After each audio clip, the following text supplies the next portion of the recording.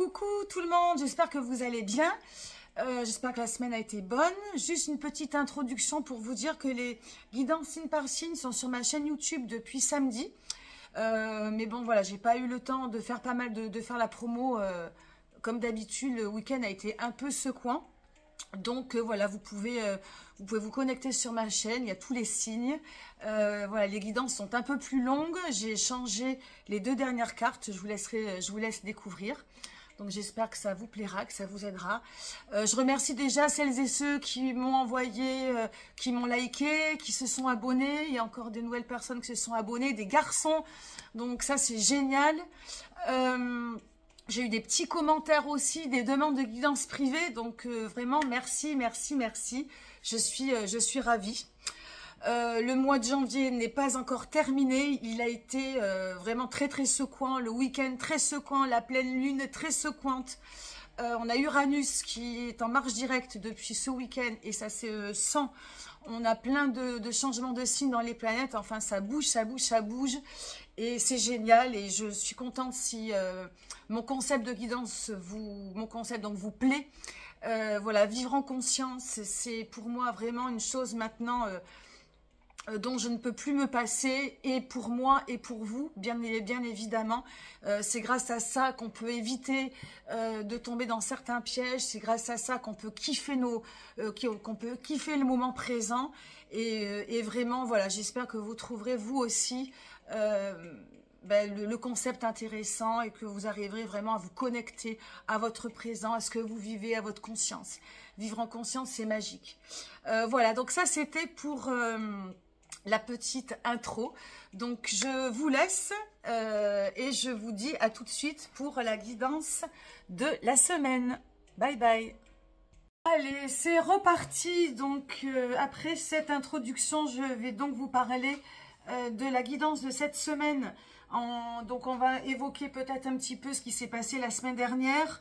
La semaine dernière, nous étions donc dans une réconciliation avec l'enfant intérieur, toujours, hein, c'est un petit peu les mêmes sujets qui reviennent, de savoir qu'est-ce qui nous harmonise, qu'est-ce qui nous fait du bien, de rendre des choses, voilà, d'épurer, et puis vraiment de réconcilier son enfant intérieur. C'était vraiment le thème, de s'aimer, de pouvoir se regarder dans une glace, d'être apaisé.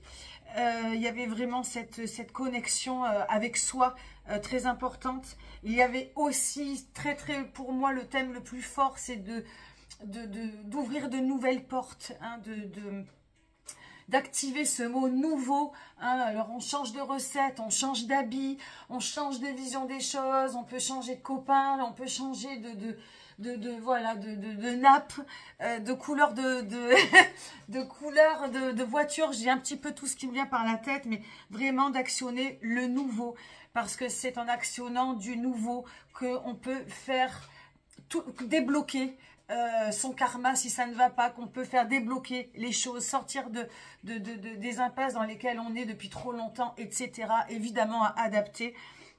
Par rapport à adapter. Hein, le conseil, le piège à éviter, c'était de bloquer sur le passé, d'être trop tourné sur le passé, de garder ses anciens schémas, de rester dans des fonctionnements qui ne fonctionnent plus pour le coup.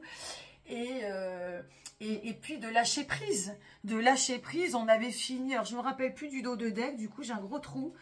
Le dos de... Ah bah oui, si, le dos de deck, c'était le 8 d'épée, c'était de passer, voilà, c'était de passer un petit peu entre les gouttes, que certains allaient pouvoir trouver le chemin facilement, un chemin avec un mental fluide, et pour d'autres, eh bien, c'était un peu semé d'embûches. Et si on reste bloqué avec nos anciens schémas, forcément, on finira toujours par se brûler d'une manière ou d'une autre. C'est le fonctionnement de la vie. Donc, si on arrive à vivre en conscience et à réaliser que ce que l'on fait, ben, ça ne fonctionne pas, ben, il faut justement aller ouvrir de nouvelles portes. Et peut-être que c'est profond et qu'on a du mal à le faire. C'est pour ça qu'il faut commencer par des petites choses. Changer de coupe, changer de couleur de mur, voilà, changer d'habit, faire de nouvelles recettes. Évidemment, ça paraît simple, mais c'est comme ça que l'on arrive à grandir, que l'on arrive à débloquer sa roue de fortune. Et d'ailleurs, qui est revenu, d'ailleurs, sur cette guidance, il n'y a pas de hasard. Et le conseil à adopter, c'était de lâcher prise, de faire confiance en l'univers, de faire confiance en la vie, mais que les choses ne vont pas tomber du ciel. Et c'est justement le thème de la guidance de cette semaine. On commence d'ailleurs, donc, alors je vais commencer par quoi? Ben, je vais commencer par le dos de deck. Le dos de deck, c'est le monde, c'est cette belle carte, alors qui est le tarot Villeneuve, qui illustre de manière différente. On a deux femmes qui sonnent le clairon, qui sont dos à dos et qui annoncent un heureux événement. Le monde, c'est une fin en soi et un nouveau recommencement. Donc on y voit dans cette carte la réalisation, l'arrivée, la naissance, le bonheur, l'épanouissement.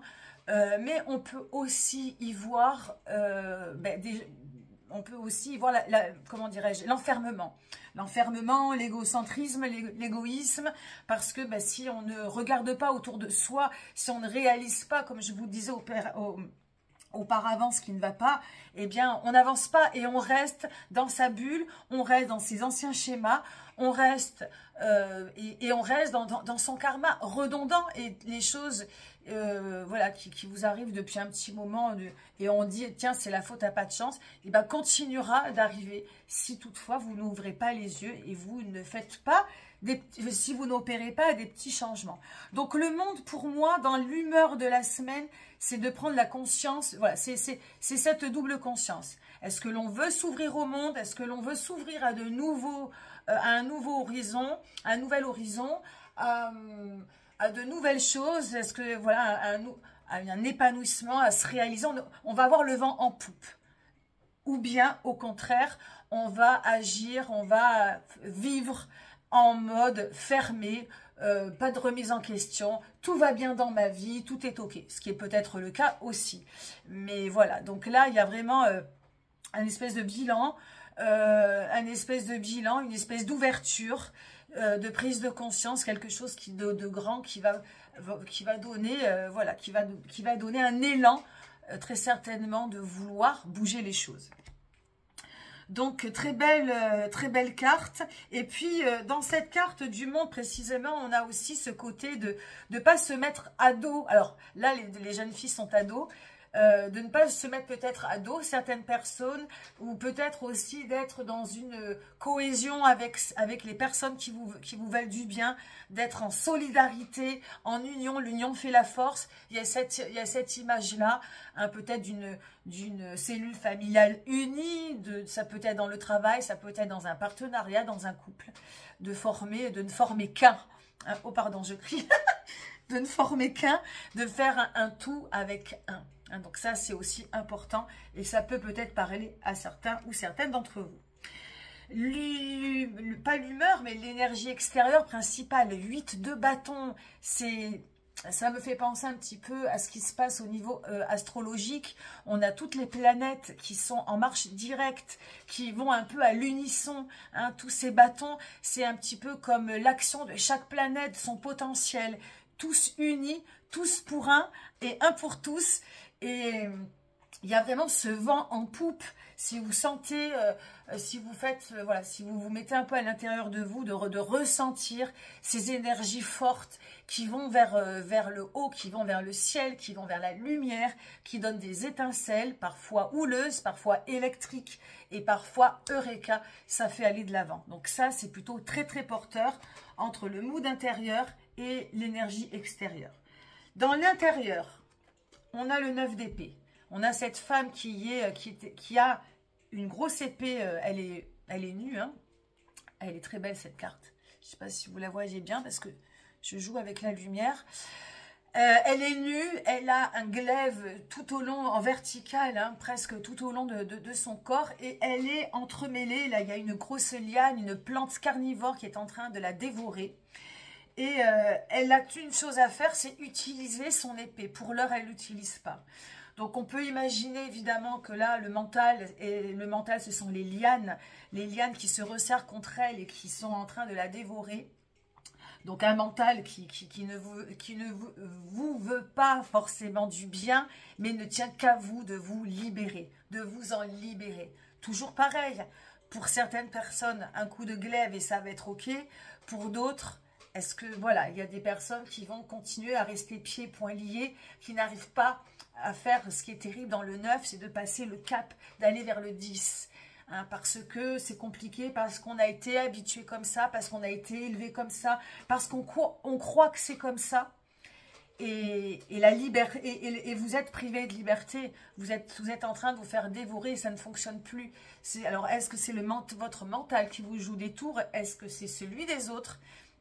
Mais ne tient qu'à vous de vous en libérer.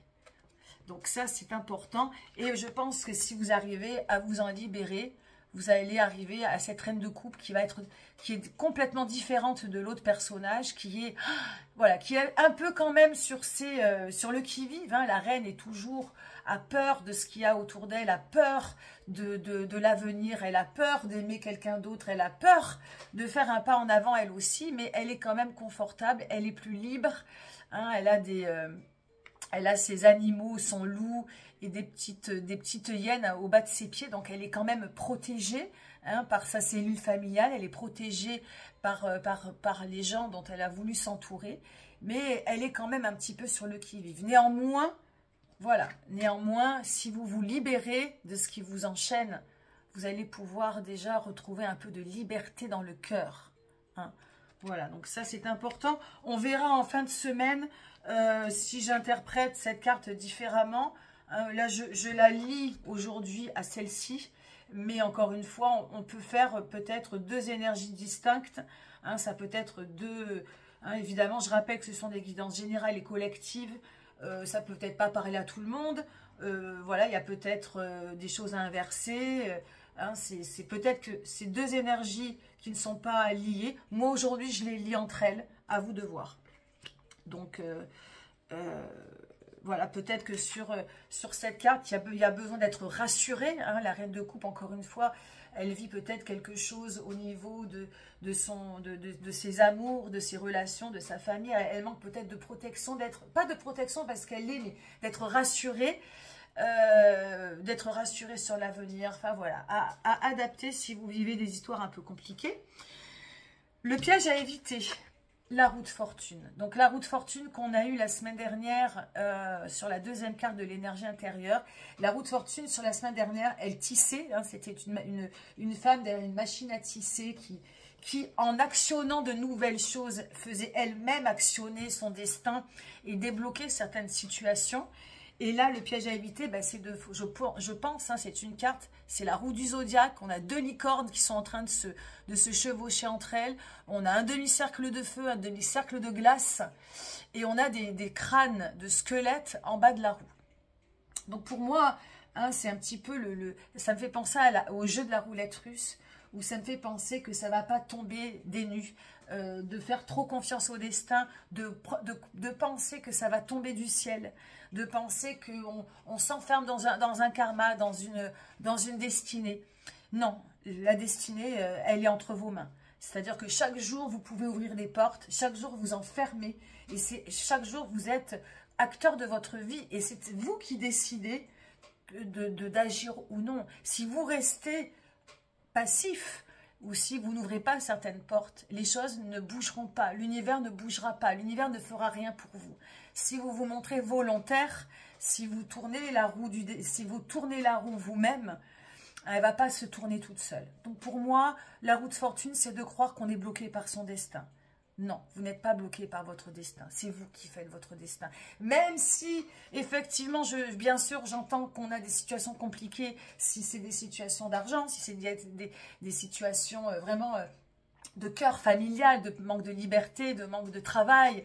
J'entends, bien évidemment. Mais sachez qu'il y a toujours, même ne serait-ce qu'à faire des visualisations, des méditations, de croire, d'impacter votre foi.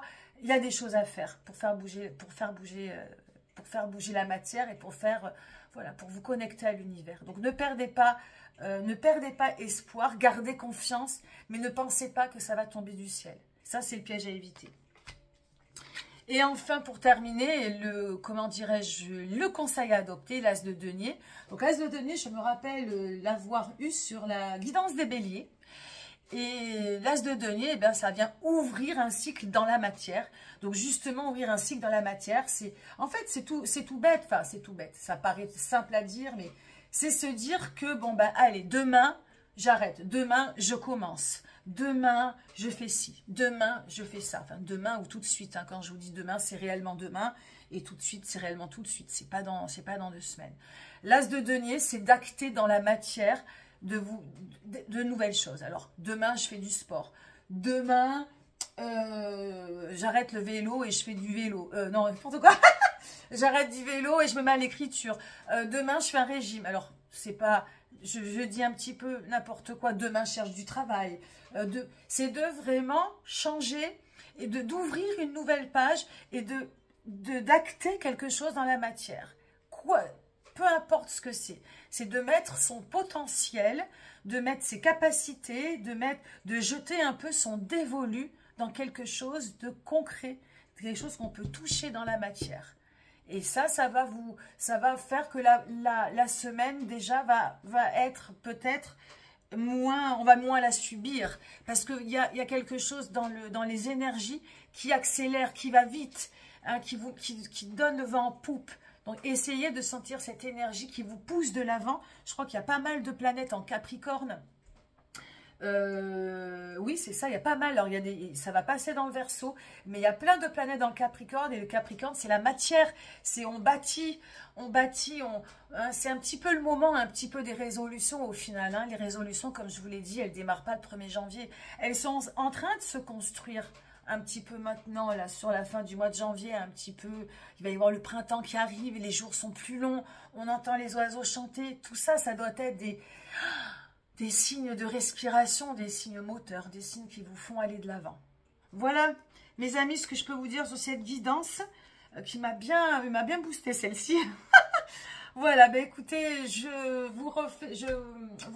vous souhaite bien sûr de passer une belle semaine. N'oubliez pas les guidances signe par signe. Voilà, vous pouvez écouter le signe solaire, le signe ascendant, le signe lunaire aussi. Hein. Et je vous retrouve la semaine prochaine. Merci pour votre fidélité et à très bientôt. Bye bye.